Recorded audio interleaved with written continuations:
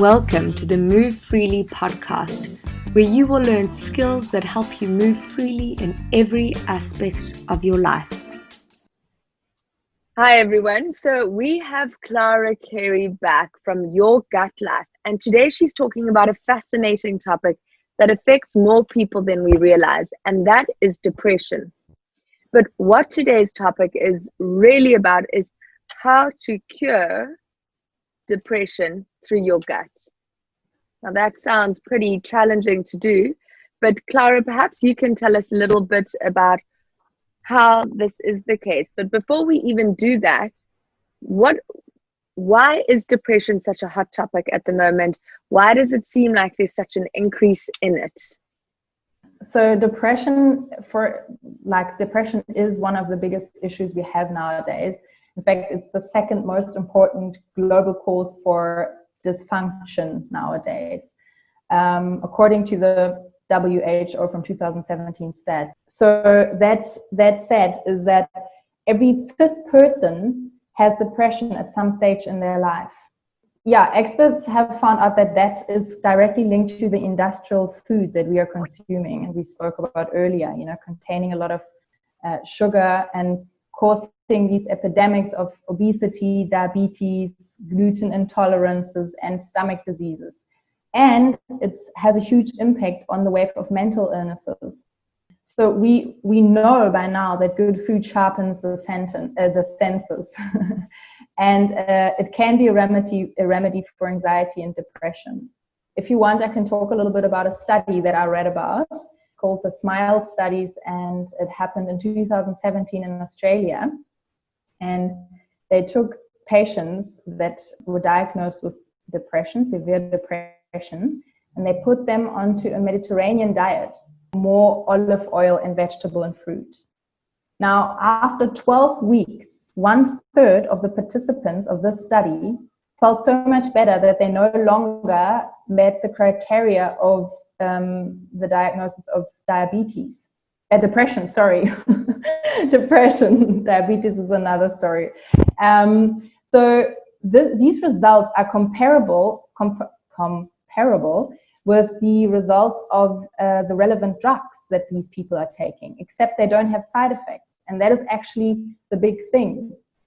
You can cure or lower your depression through food, but without side effects, because we know the side effects of these drugs can be quite hectic.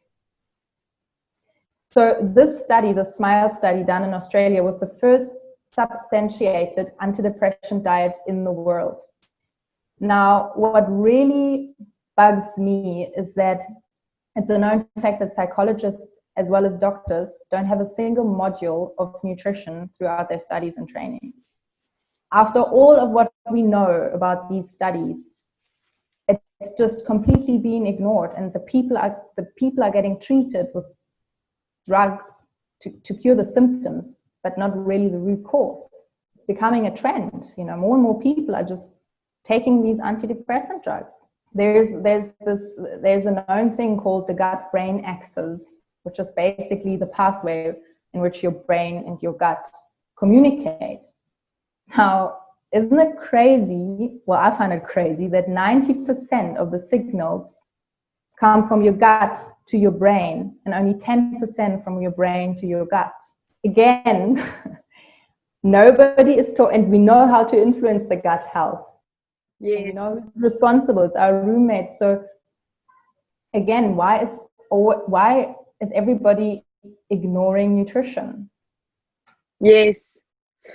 And so in terms of antibiotics, so we're given them to help us fight infection. But what I do know is that generally when you take an antibiotic, you have to take a probiotic with it. Mm-hmm. And that is because you're destroying the flora in your stomach. Yeah, that's correct. So you can imagine an antibiotic like an atom bomb for your stomach or for your rainforest. It drops down there and it destroys anything and everything it can find.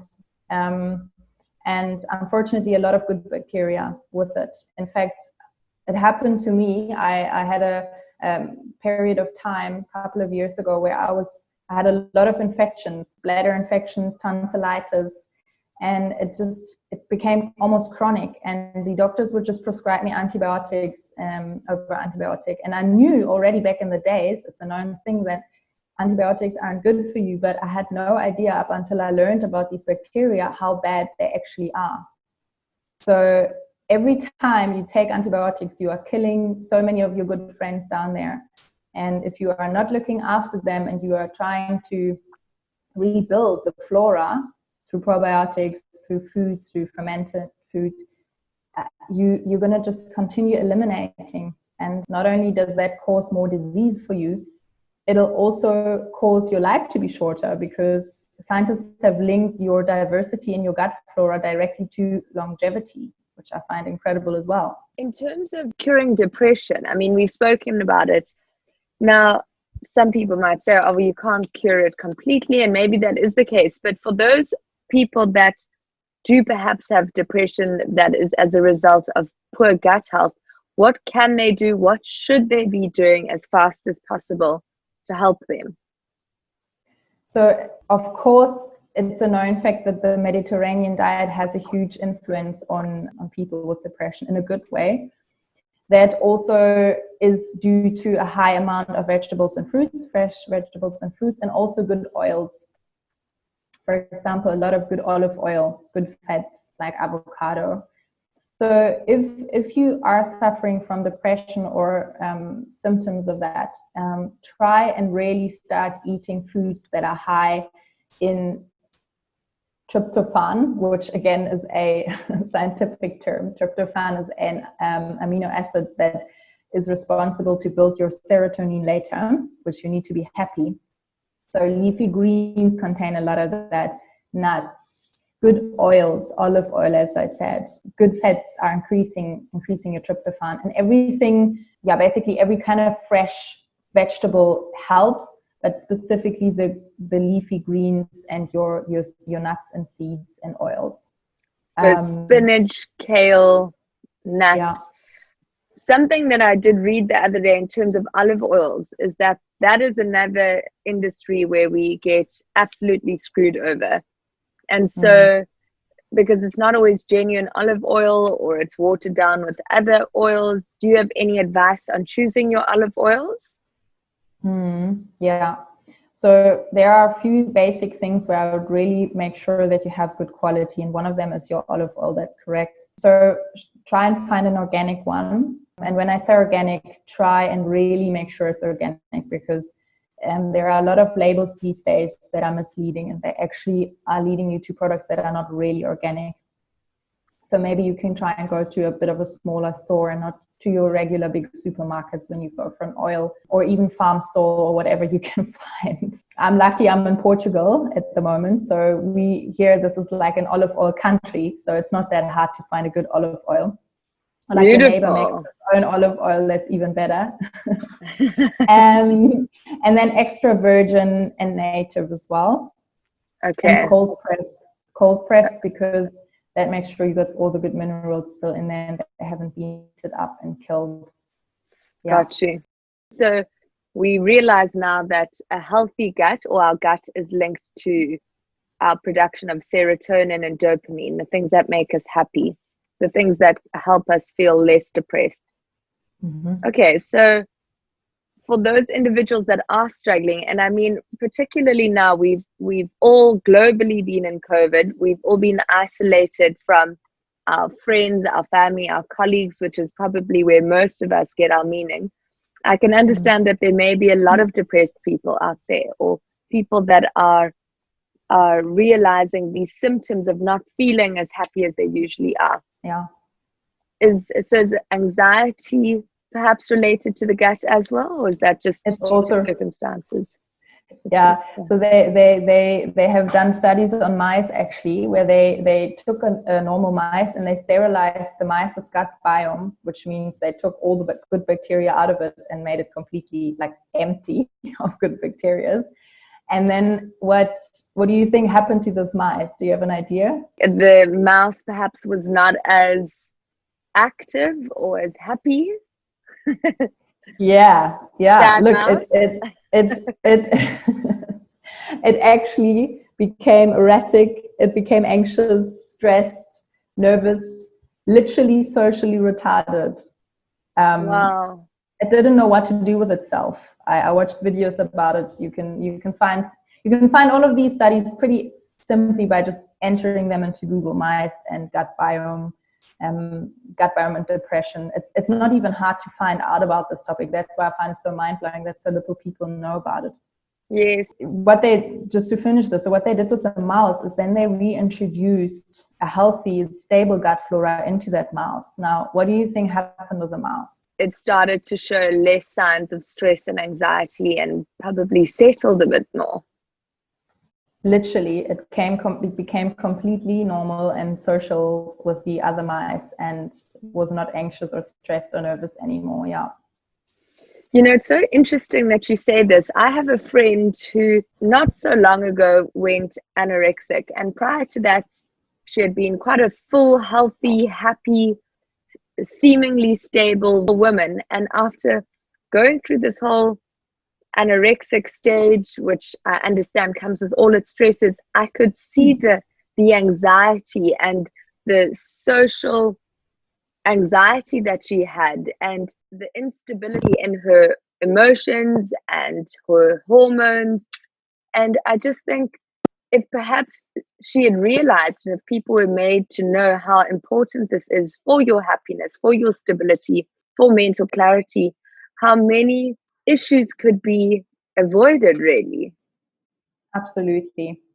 In fact, it should be a topic that every doctor raises with you. And unfortunately, a lot of us still believe that, and I'm not to say don't go to your doctor, but what I'm trying to say, or what I'm trying to motivate people to do, is think about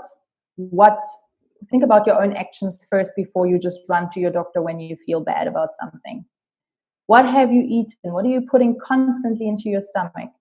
You know, I mean, when I'm talking about a strong gut flora and a good health, obviously nutrition is not everything, but it's a huge, huge influence. It's if not the biggest influence, besides Yes. movement, some bit of exercise, good sleep, and stress control. Right. Okay, so those are killers. If you don't sleep enough, if you're very stressed, if you don't do exercise, and if you don't eat well, you're going to make sure your friends in your gut are going to die. As I said, nutrition is a really important part. And so I just wish in future that these doctors could at least work together with nutritionists, more, and with dietitians and with, physicians and sports doctors, so that it becomes almost like a holistic approach. This is also what we do at Your Gut Life. Besides talking about nutrition, I do a lot of mindfulness as well, which is very important, and movement.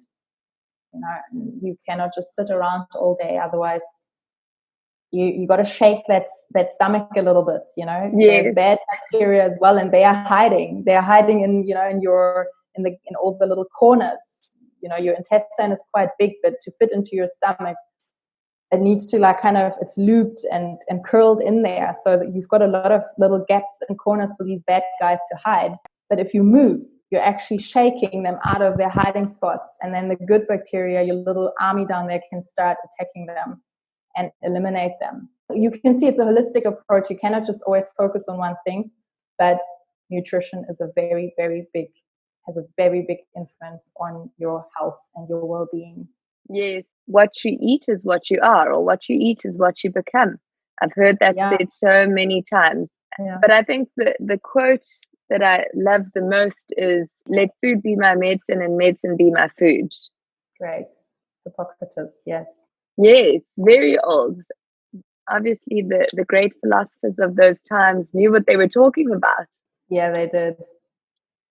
So, I mean, it seems we could probably go through most ailments, most illnesses, and probably a lot of them would still link back to the gut. It seems like it almost creates the center of our bodily functions and bodily health. Totally. The newest research is now focusing on the gut-skin axis, actually. That's a new kind of field of studies that's starting out, and they've already found astounding results when it comes to, you've got a microbiome also on your skin. You even have a microbiome in your eyes, in your brain. It's crazy. But the researched ones, or the mainly researched ones, is your gut and at the moment and your skin. So, for example, people that are suffering from rashes or eczemas like psoriasis, they often have an issue in their gut as well. And they can see quite often how what they eat directly affects the picture of their skin. You know, flushing up and you know, puffy faces, red rashes, all of that starts from what you eat, because your gut and your skin are directly linked as well. Yes, I suppose your skin is representing what's happening on the inside. Pretty much, yeah. Fantastic. Yeah. So if anyone wants to find out any more information, or perhaps see how they can improve your health, or their health rather, where do they find you? You can find me online on my website, www.yourgutlife.com, on Facebook and on Instagram as well. Perfect. Wonderful. Well, thank you so much for your time, Clara. That was so interesting.